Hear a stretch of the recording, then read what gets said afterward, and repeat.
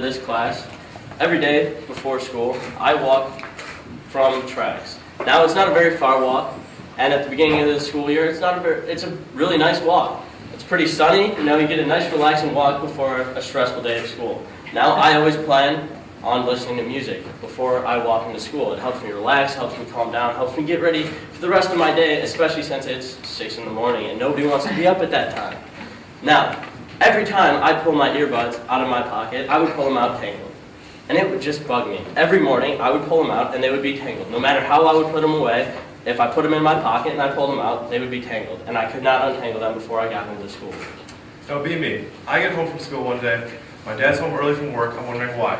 I see he went to Best Buy. He bought himself a nice pair of Beats headphones. I just look at him and I'm like, that does not belong on you. He got these big, bulky headphones. He's talking on the phone, and I think there's got to be a better way. So we got back to school, me and Dominic put our ideas together, and that was Wudz.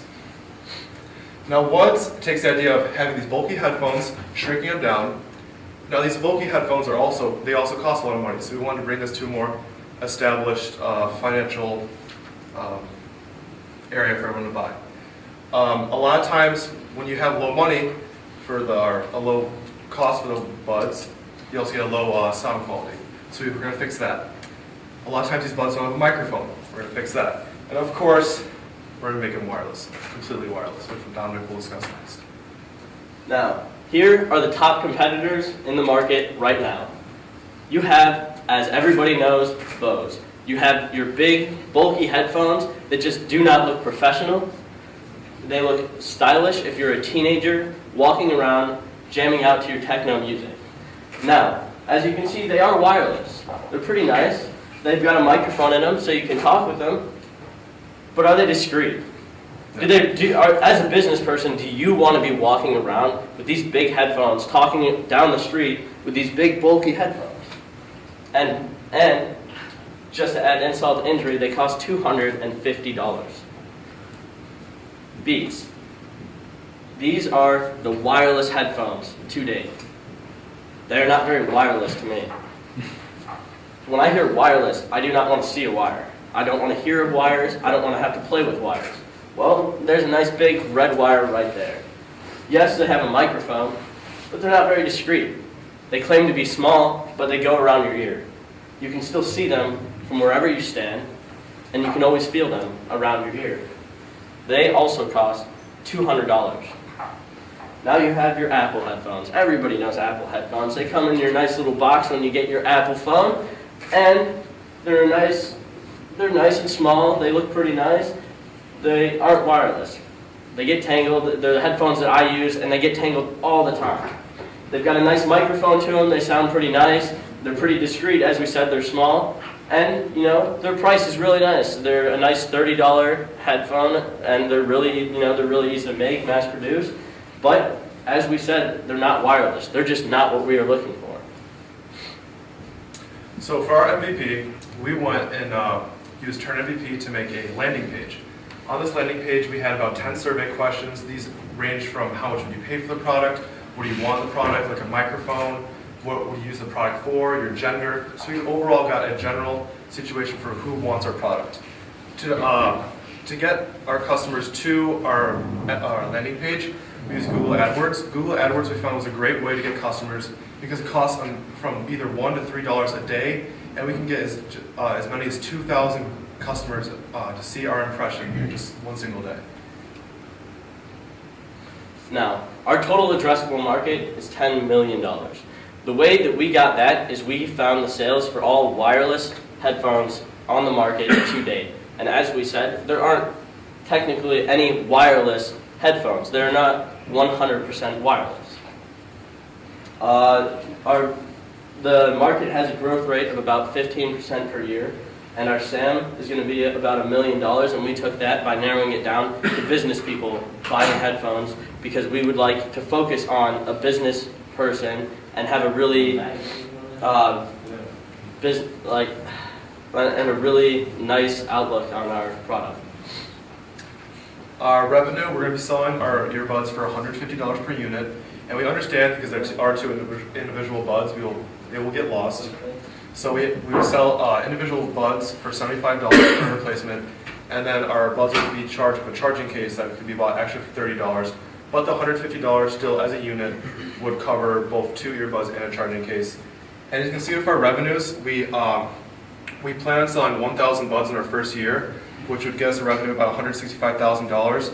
And we increase by 50% each year as we plan on selling our buds on our online store.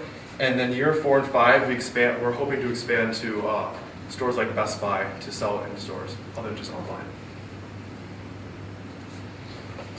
So for marketing, we plan on spending about $1,000 per month on marketing.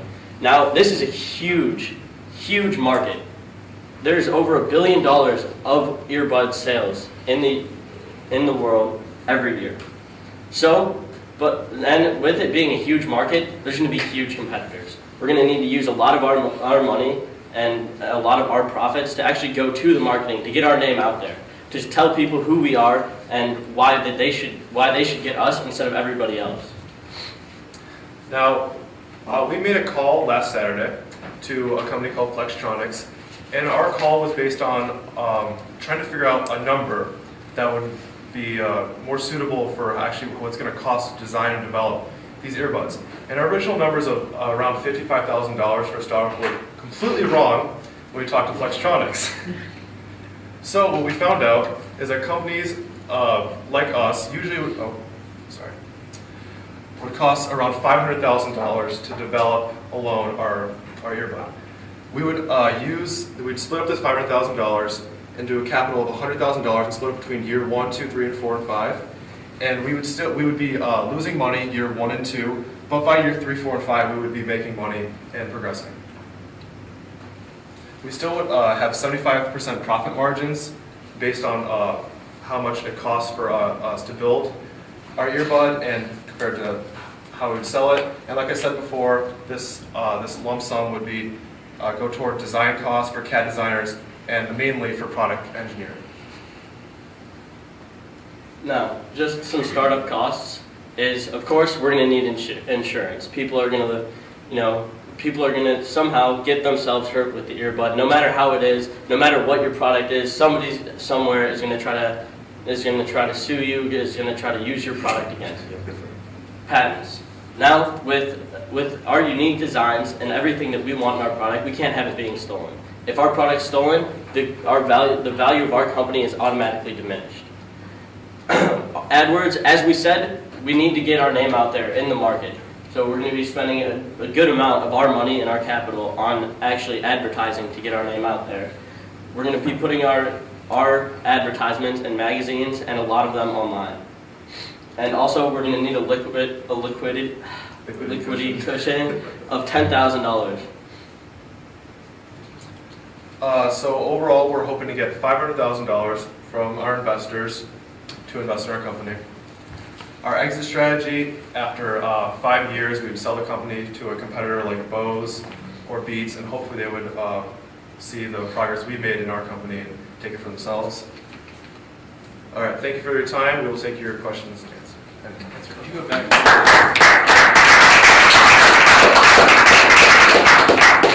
to your financial statements? So it was this one or No, one more. That one. all right. You're pulling the $500,000 from the first 5 years of revenues? Well, no, we'd be asking for that amount. So we would split it up. And then you're to just going our- to allocate it over 5 Yes, years? so it wouldn't have to be, obviously, year 1 be down. Can you explain more, like, what the 500,000 is actually for when some company just threw that number out here? All right. Basically, because it's new technology and product engineers cost a lot of money to hire, and like the whole process of designing, going through CAD designs, manufacturing the first product, and then outsourcing to Flextronics is just an example. They outsource in China, and you would need a certain amount to actually manufacture for that to be worth it. Most of our starting up money is actually going to the design and the technical aspect to our product. It costs, with a product as technological as this, it costs a lot of money to actually design the products and get running, make prototypes, make sure that they're working. There's a lot of So how actual come you were coding. able to split that over 5 years? Are you saying you're gonna take 5 years to develop the product? No, they're No. gonna use the $500,000 and amortize it over 5 Yeah. years. Yeah. Oh, okay, gotcha. That's still different than cash flow, so you really need 500,000 to get started. And the Yes. only difference, you're capitalizing across Yes. 5 years, Yes. from an accounting perspective. You still need $500,000. Yes, yes. So you're not really asking for, what was the number you asked for? 500,000. Right out of the gate? Is Yeah. it? Okay. I thought you had. Go more to the numbers. go to the next page. Nope, one more. I thought you had- Yeah. This is where I guess I got a little confused. Yeah, thinking Yeah. of- so We just figured we'd just take these Don't even worry about numbers. this isn't even a rounding error, because you need Yeah. $500,000. Yeah. Can I ask, what did you do during the second semester of the MVP stage to understand if the world wants this product? We got a lot of surveys done. We got around 70 surveys done, and they displayed that there was an actual want for this product. And it wasn't just business people as we originally thought. There was people from all age groups, 16 to 30, who were 16. There's people over 30. Yeah. 6. Right in front of you. The oldest person that we saw fill out the survey was around 50 years old. Obviously, it wasn't on the dot. I don't remember the age off the top of my You head. keep referring to But business people, is this for telephone applications or something? Well, yeah, that's what the microphone is used for. Is we, like I said before, my dad often talks on the phone, and Right. he has a Bluetooth device, but he tried using the Beats headphones, like I said before, but that wasn't really working for him. So the Wudz would replace that by it's basically combining everything that we had on that slide before of our competitors into one design. also, what we're trying to replace is the little Bluetooth headsets that business people are walking around with. You know, the ones that clip behind your ear and you talk to them over the speaker. You see business people everywhere walking around the streets with them. We would like to replace them because we're smaller. We hope to be more efficient, and we have a sleeker. Where is the microphone in your, do you have a prototype, even a prototype drawing? Picture. Yes, we do have a prototype drawing. It would basically, if you think of it just a normal little earbud, it's basically just going to go on the bottom. And from right here, if you, we tested some other products like Beats. We bought a pair of Beats earbuds, and the microphone is just right here, and you can clearly hear from the speaking from right here to the here. Have you looked at, I mean, I think it's a great idea, although I also think your concept of selling a spare for $75 is going to be a big one too, because I can't imagine not losing one of them. Yeah. But Dog's gonna need it. have you looked at like what Bose or, Dre's company is doing in terms of, that concept? I mean, it's a good concept. I can't imagine that they're not thinking Yeah, about why it. haven't they done it? Well, I have no. as we showed, the concept that most companies have turned towards is having a wire connecting one earbud to the other earbud. It doesn't make sense to me. They get I cannot figure out, just as the same as you cannot figure out, why they did not just take the wire off. There's one. They are a huge company. They have the money for it. They could get rid of the wire, and it doesn't make any sense to me because what we figured out with all of our surveys filled out with all the people that we talked to, that people want this wireless earbud. People don't want that wire anymore. As technology is getting better and better, people are getting sick of wires. In everyday life, wires are starting to just become less common. Soon we're not going to see wires anymore, and Did you guys think about branding at all? Because, as you probably know, in addition to Dr. Dre and Bose, most people buy it because of the look. They have the athletes wear it, as you know, and you can see Kaepernick right now, in that commercial that we've all seen. Have you talked at all about branding, Mark? Because kids don't want to buy brands they're not aware of. we have talked a lot about branding, but as a startup high school company, Our main focus is to focus on building it first and making it look cool, because you can't just make something that looks, I guess, bulky and. But at the same time, you're looking to make it invisible. Yeah, but we want, So what's with that? I want the outside of it to have like a good logo, like some type of W that we've designed. So you could easily tell what it was, but we don't want to make it so obvious in what you're doing. Like the big Bluetooth is, like goes down your face right here. We want it to be there, but we also want it to be recognizable. So if you see it in the ear, you know what we're using. So you want $500,000. Yes. I don't know what it looks like. Yes. You don't have a picture of it to show me. So What am I missing? That's the money we need to like develop it. Is the So thing. that's adult money. Yes, that's adult money. So I gotta see what you think this might look like. And what went into the number of 500, I mean, what are the elements of that 500? I need, this much for R&D, I need this much for production, I need this much to be able to repeat production. Where am I doing production? I mean, It doesn't seem like a serious investor proposal, I'm gonna be honest with you. When you're asking for $500,000 with very little to explain how you're gonna protect that money and use it wisely. yeah, I think the concept's great, because Yeah, that's your concept's problem, awesome. right? Yeah. But if I have this thing, if I only have this one thing, I could eat this. I mean, that's a problem, so Yeah. your point about replacing is probably a key part of your revenue source, because Yeah. you're gonna be replacing them. But I gotta see what it looks like, even though you're trying to make it invisible, I Yes. mean, I'm making an investment into kind of fiction right now, and I don't know what that looks like. Have you actually done some, some build-ups at the $500,000? I mean, is it just a number you're picking out of the air, or you've got, 2 engineers at $150,000 apiece? I know it's mostly a number up in the air. We don't have an exact number. You need I to be a lot more believe the precise. 500,000, I think Yeah, it's I actually I a think realistic it's- number. I think so too. Right. I So don't know why, but I that's do. the irony here, I think you've got good information, it's just, Yeah. if you're asking for someone to give you $500,000, you need more Right. to confidence that you actually are gonna spend it wisely. And that's where I was getting at, proof of concept, proof of customer interest, and at what price value. Because you're right, there are other options out there which are not very much money. But what premium are people willing to pay to not look like a Star Trek character walking down the street? And not look like you're wearing a hearing aid. Right? Yeah, that's actually Yeah. interesting, because Yeah. people want a hearing aid, right? Yeah, so the technology exists for hearing aids that they can Yeah, come in that's and out, so and that's how we I'm trying to originally knew that we could actually make something Yeah. that's small and it would work too. Yeah, so I don't I'd like to understand the technology patent crossover between a hearing aid and why, to your point, you're like, why wouldn't they just take the wires off? It seems so, like it's a great. Gotta be something. You know, So there's You know- something. The answer is they maybe know. they know something that we Yeah. don't. Yeah. Right. They Now absolutely they know know. something. Everybody wants what, there's a reason, and so a little more research there would help, because Yes. there's an article somewhere that says we left the wire on. They're smart enough to take the wire off.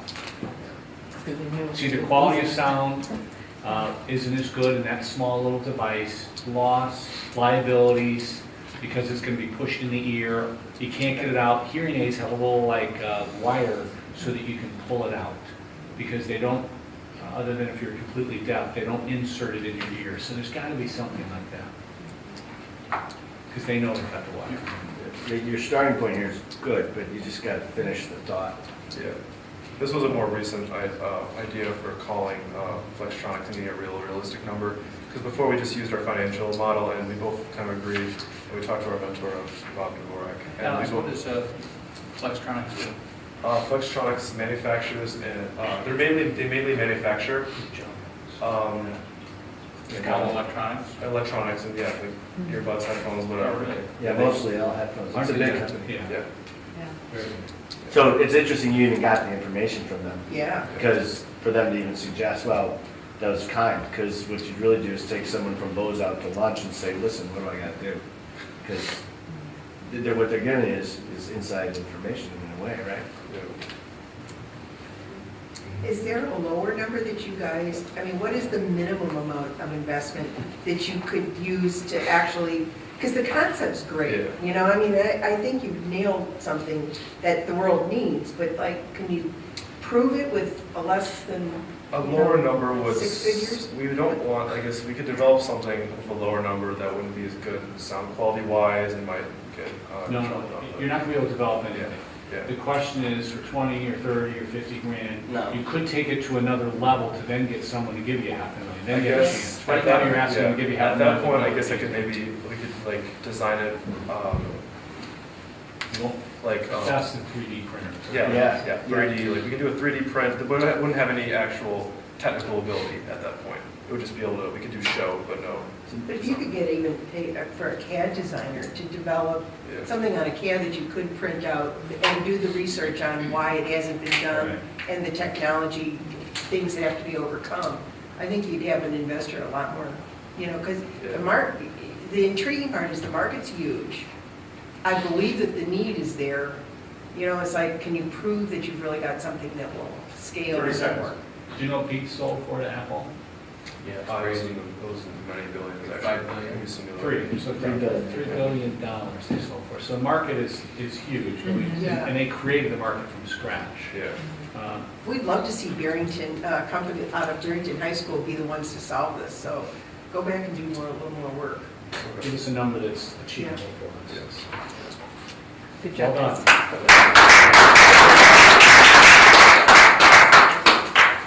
Good job, guys. Next up, size.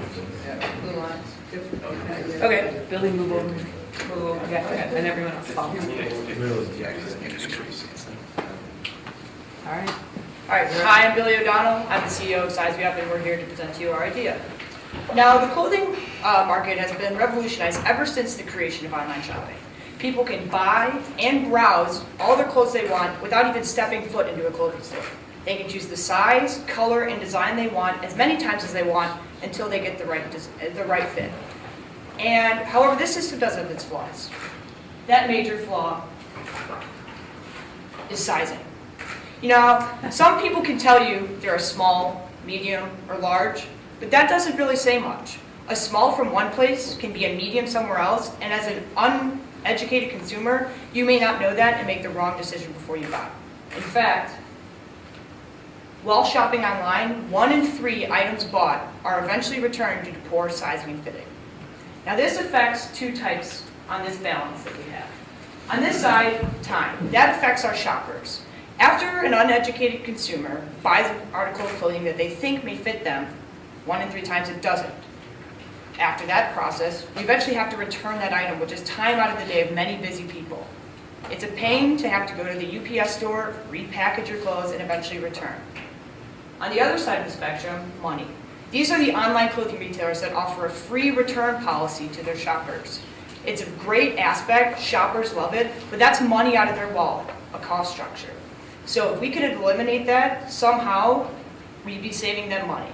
So what is this solution that's going to fix customer awareness and a cost structure for businesses? We are Size Me Up. We're a solution software that is sold to online clothing retailers across America.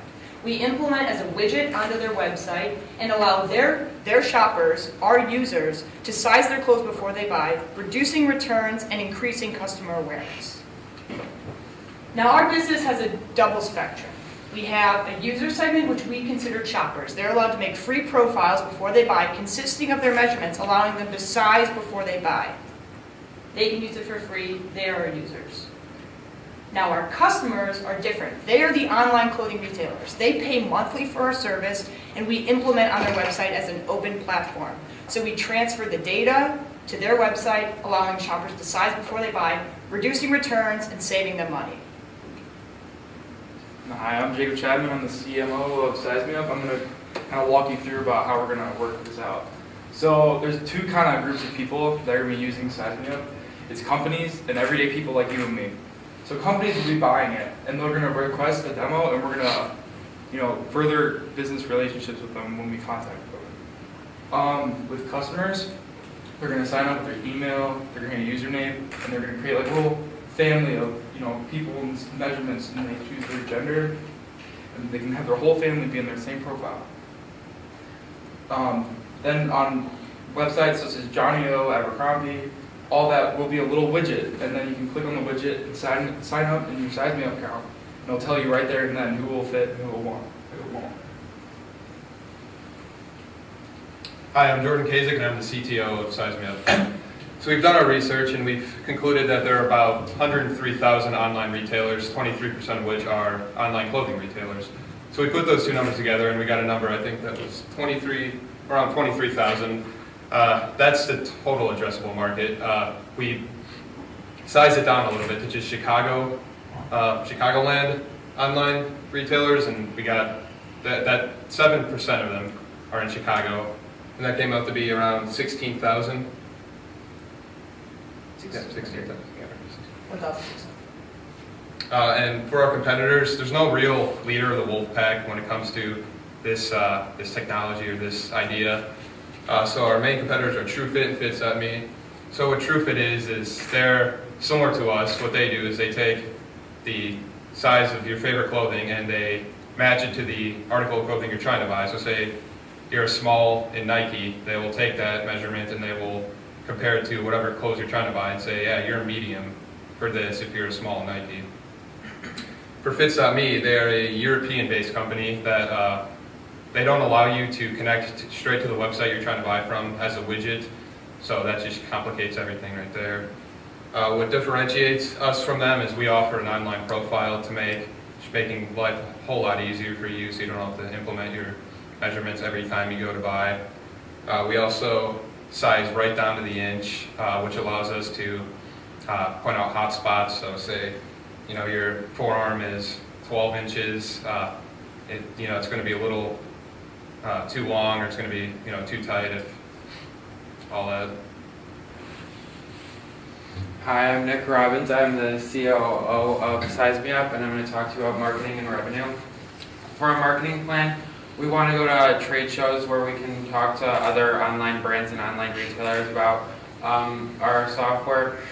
And for revenue, how we're going to price this is when we talk to the online retailers, we're going to ask them how much they spend each month on their returns, because we don't want to have a set price, because there's a wider range of online retailers ranging from small boutiques to like bigger box stores like Nordstrom, so that would definitely differentiate. An example would be, like for example, Johnny O. If they spend $1,000 a month on their returns, we would charge them $750, so that they would be saving a little bit of money and then improving customer satisfaction, because their clothes would fit their customers the first time. Hi, I'm Hunter Riggs. I'm the Chief Financial Officer of Size Me Up. And as Nick mentioned earlier, we talked to Johnny O and we based it off the price range. We based it off of what they told us that they spend roughly maybe $750, $1,250 a year on returns. So these numbers are based off of a $1,000 per month membership, like subscription. So when I say the number 4, that means that we will have 4 businesses by year 1, and year 2, 10, so that's 10 businesses. And that's factoring the 90% renewal rate that we have. So year 2 factors in the renewal rate of the customers year 1. And so we're projecting to have this many businesses that we're associated with, that we have widgets on the website. And all those numbers turn out to this, which is our 5-year revenue projections. And as I mentioned, this is based off the $1,000, but that could change because we may get a customer that's bigger, has more inventory, or someone that's a little smaller. So we're scaling it based off the returns. But with the way the financial model worked, we could only pick one number to choose. So we picked $1,000 because that's the only business we talked to who we got their return rates from. So some of the costs that breaks down from that, our startup costs, we have $30,000 in app development, not app development, my bad, software development. And so that's the main cost that we're spending for a startup. And COGS, we don't have any COGS because we're software and we're not making a product. And where the main expenses are SG&A expenses. And since we're a high IT company, we're spending 25% of our revenue is going straight back to our IT, which is including computers, server farms, gigabytes, updates, stuff like that. So that's where our money is going to the IT portion. We're spending $3,000 a year on insurances, such as low liability insurance, because we're only keeping track of people's measurements, not like credit cards or anything, so we only need high liability. And then most of the other insurance, the $2,000 out of the $3,000 is going to cyber insurance. And then 10% of our revenue is going back to marketing, which is mainly going to be used for trade shows, as Nick mentioned. And our team salaries for us are us 5. We're taking 5% out of revenue for the 5 years. And then starting in year 3, we're planning on having a sales team, which we're going to be paying 15% on commission. All right, so for our MVP, as we mentioned, we teamed up with the online clothing brand Johnny O. They allowed us to size these 6 clothes that you see here for the people that wanted to participate in our MVP. So we got a group of guys participating in our MVP, and We sent them an email with the template shown here where they would fill out they would measure themselves and fill out their online measurements and say which of these clothes that they would want to buy. And then after they were done with that, they told us, we then gave them back the right size of the clothes that would fit them, and they got a 30% discount for doing all of this. 30% discount. Yeah. Nice. That's pretty good. What we learned from this, what we learned from this is that our customers really liked how when they gave us their measurements, we matched them to the ones of the clothing so that they were more exact, unlike our competitors where they take your favorite shirt or something like that and compare it to other clothes to see if it'll fit. So they really like that we used their measurements and it was very accurate. So the ask, we're asking for $40,500 in return for 27.6% of the company, and that's based off the $30,000 for the startup cost for the software. We have a $10,000 liquidity cushion and $507 for maximum cumulative loss, so that's where the $40,500 comes from, just rounding it down. And we're basing that off of a post-money evaluation of $146,000, which is where we get the 2.7 money multiple and the 42.2 IRR, which is based off that $146,000. So we're planning on a 3-year exit strategy. We're selling it to a strategic buyer, such as an Amazon, because they're kind of like the clothing leader, in a sense. So that's who we're planning on selling to, someone who's leading in clothing, rather than like a Macy's, where that's what we thought originally. But they're kind of they're not really that, they're like a store, so they would only be holding that. So we think Amazon, who has connections to many different stores, many different clothing items, would be a better strategic buyer for this product. Sorry. Now, who's ready to sign up for Size Me Up and get it right the first time?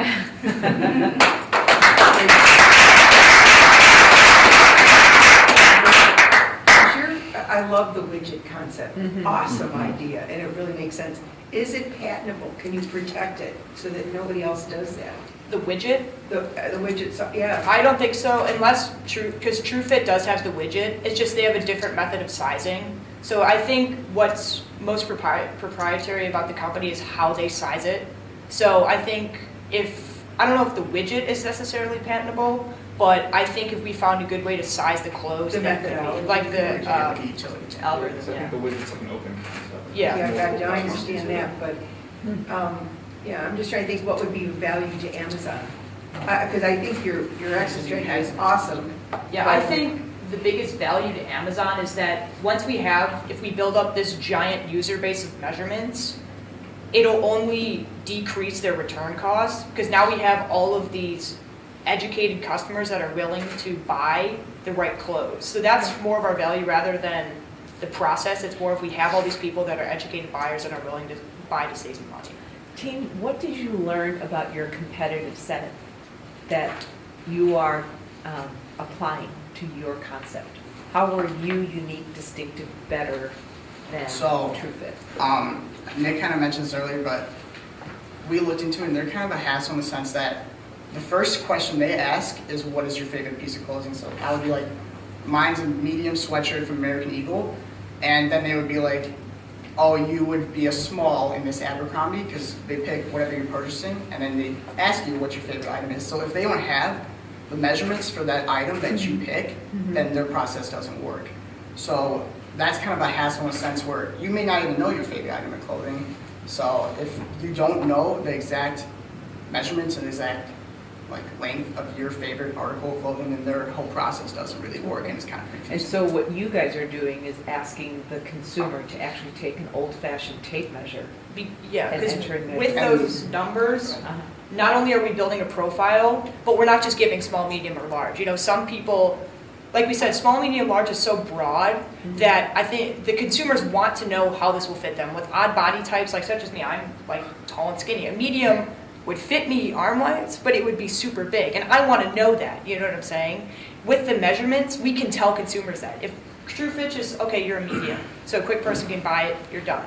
But then as soon as you get to the door, it's not as planned. So I think once we go down to the measurements, like we learned with our MVP, we can provide more data for the shopper, which is how we, How are you gonna market to the consumer?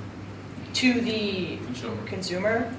I think it's more of, as we get more businesses in, once we implement it as a widget, I think when you press add to cart, right below it, size map, I personally would want to check it So you're out. not gonna market, you'll Not market as to the much as we business. would Right. focus on trade shows. Because we had an idea of giving out, like if we signed up with a company, giving out like the collection tape measures with like Size Me Up right now, that was one of our marketing strategies.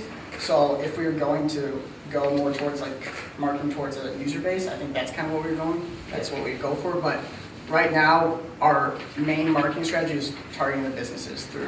What did you learn since your MVP? Because I remember your presentation where you shared that companies spend X percent basically in packaging costs back and forth, accepting returns. Did that prove itself out during this semester too? Have you found that that's a same dynamic as Johnny-O as some of the other companies you look at? I would say our numbers, since they are relatively low considering the amount of people that bought, is something, but the ones that didn't return. So if it's a value that, well, going back to what we said, down to the numbers, 32 inches doesn't lie. You know, a small, medium, and large can, but the measurements don't. And I think with that process, rather than like true fit, small, medium, or large, we're more trustworthy by going down to the numbers. That's the biggest How thing. did you test this? So, like we learned that like people were interested in the product, but the whole way that we set it up was a little bit confusing. There's a lot of moving parts. So what we would do is you would fill out on our website, on the contact, you would fill out like your name and your email, and then we would send you an email with Okay. with this template, Okay. and you would fill that out, send it back to us, and then in return, we would send you, because we only had these 6 Okay. items that you could pick from because we knew the measurements from these, we would send you back your measurements and then 30% discount code, which you could use for that. So in return, we would give you the 30% off for all that. Right, so your metrics were how many items were returned and, okay, got it. So we learned like the process for the whole like idea is good, people like it. It's just the exchange of 2 to 3 emails kind of was a lot of moving parts, so that's where we kind of flawed, but we learned from it. I'm gonna be honest with you, I'm kind of surprised that, online retailers wouldn't develop this themselves. I think once you do it yourself, you lead to the problem of constantly having to input your measurements. Like, by being a middleman, we can branch out to a bunch of different, so the consumer just can have one measurement and it works everywhere. You don't want to have a bunch of different ones everywhere else, you know what I'm saying? Yeah. So if Gap and Old Navy had one, they're very similar products, but just say they had different brands, doing it both times, it wouldn't stay consistent, so it would be more of a hassle for the Do consumer. the retailers actually know what the measurements of the product they're selling is? Yeah, they have size guides. That's another one of our competitors, even though it doesn't make any money. It's out there. You can, as a shopper, if you really want to get the size right, you can go and find and search the size guide. We're basically a high-tech size guide that is, I don't Easier know. and simpler. It's Human. it simples it down to the point of just a few clicks instead of having to navigate your way How through many it. people were in your sample group? How many people did you get to measure? I think Because these are all men's clothes. Yes. Yeah. Because We Johnny got is the 6 strictly most male. popular. Well, he clothing chose items them. down there. Yeah, you were given this opportunity to use these things. So how many people did you get their measurements from?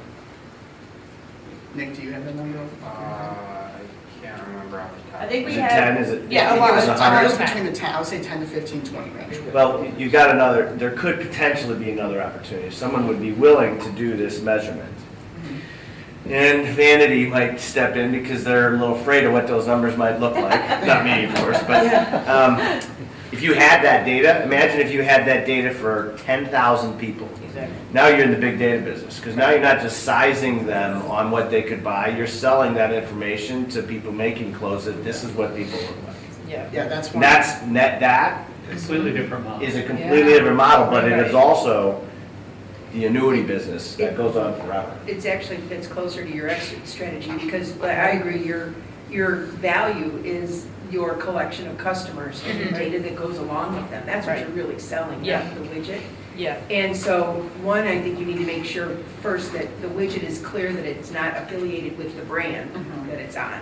Okay. That they're signing up with you and not Gap, the Sure. Gap. Yeah. But then, the value of that data and make sure it's stored, that data's private and Yeah, it that's- becomes a data service more than, Mhm. you know, I think, I didn't notice till Carl brought it up that you didn't cover women, which I don't know what, let's just say they're half, if that's Yeah, that's a 65% bigger of the issue with market. women, How yeah. do you go forward without, or do you plan on going forward without women? I know the Johnny O's, you had a connection. I yeah, get no, that. we fully go with women. But the It's challenge just, is, Carl brought up a couple interesting ones. You may not be willing to put in your measurements. It'd be great if you could test them. Yeah. Well, I In think they some would way. prefer in submitting it online instead of having to go in person and try True, it on and it's- go into the store. Could So be. yeah, It's a matter of Maybe. pick your poison on The that. only reason we just because Johnny O's apparel for women is kind of uprising, like he originally just started. Oh, I No, it was an MVP. This is what you're given. No, we get The it. next stage, you need to Yeah. consider that segment of the. And the age caps too. I mean, you've got to measure kind of everybody. Yeah, we talked about for people who made it like over 30, 35, they're not changing much in a sense, but for kids, I'd like to think. well, no, that's not true.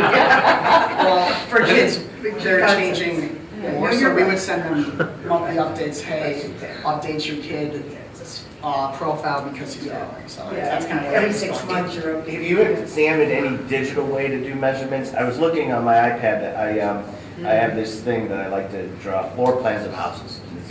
But there's one digital event that you can get on your iPad that it shoots the room and it can tell you the distances. And I happened to do it in reverse camera and it told me that I was, 26 inches wide. yeah. But now, it's not gonna do what you talked about, Billy, about your fact that you're a tall, lean guy, but Yeah. maybe it can. Have you Yeah. looked at any of that kind of I think technology? that without a doubt, that would be an amazing addition, but coming as a startup, we want to just get the base down with the money we're getting, test the process, build the brand, and then eventually add on those aspects. That would be great for the consumer process. Just in building your story, you guys had some incredible aha facts from your MVP back in February that I'm missing here. Because you really got my attention back in February when 15 seconds. someone said, do you realize that X% of online clothing manufacturers spend this X% of money on just returns back and forth? Operating If we expense. can cut that in half, He had 1 in 3, but he didn't tell us the number. Yeah, no, I think Nick did, or one of us did. We briefly mentioned that, for example, one online retailer that we've been interviewing spends roughly $750, or anywhere from $750 to $1,000 a year. And then our value to them is that we're selling it for a lower price. So we're limiting the returns by them buying something for a lower price than they would be paying.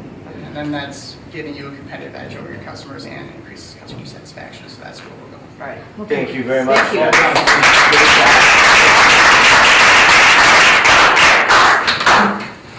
All right, good job, everybody. That's the last. Good job. You gotta